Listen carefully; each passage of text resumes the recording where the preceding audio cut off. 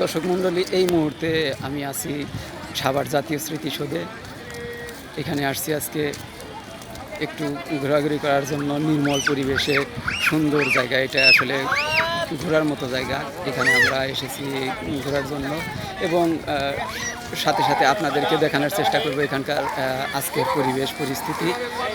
তো আপনারা দেখতে থাকুন আজকের ভিডিওটি, আশা করি আপনাদের ভালো লাগবে।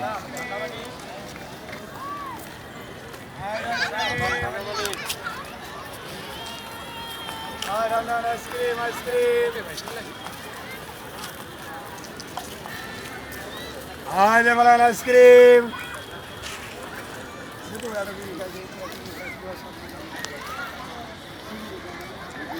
তো দেখতে থাকুন সবাই, ভালো থাকুন, সুস্থ থাকুন, সবাইকে আল্লাহ হাফেজ।